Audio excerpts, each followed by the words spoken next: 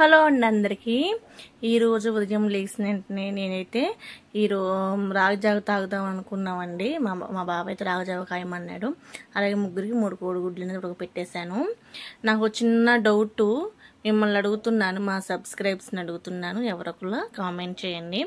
నేను ఈ రాగి పిండి డీమార్ట్లో విడిగా అమ్ముతారు కదా, అలా విడిగా కేజీల చొప్పున కొనుక్కుంటాను. అది మంచిదా లేదా ప్యాకెట్లో తీసుకోవడం మంచిదా? ప్యాకెట్ రూపం తీసుకోమంటే అలా తీసుకుంటా, ఇది మంచిది అయితే పర్వాలేదు, ఇలా వాడతాను.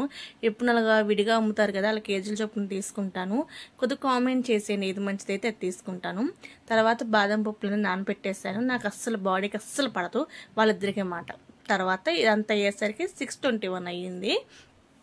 తర్వాత నేనైతే క్యారేజీకి ప్రిపేర్ చేసేస్తున్నాను. మా బాబాయ్ ఒకదానికి క్యారేజీ, మా బావకి అయితే పనులు లేవు, వర్షాలు పడిన కానీ అసలు పనులు లేవు. ప్రతి ఇయర్ అంతే, వర్షాకాలంలో పెయింట్ పని చేస్తారు కదా, ఆయనకి పనులు ఉండవు. అందుకని భవ్య ఒక్కదానికి, నేను డ్యూటీకి వెళ్ళాలి కాబట్టి మధ్యాహ్నం వరకు కూడా కొత్త క్యారేజ్ అనేది వండేస్తాను అనమాట. గోరుచిక్కుడు కర్రీ అనేది వండుతున్నాను, టమాటా వేసి వండుతున్నాను. గోరుచిక్కులు అయితే నేను కోసాను, ఉల్లిపాయ టమాటా మా బావ కోసాడు.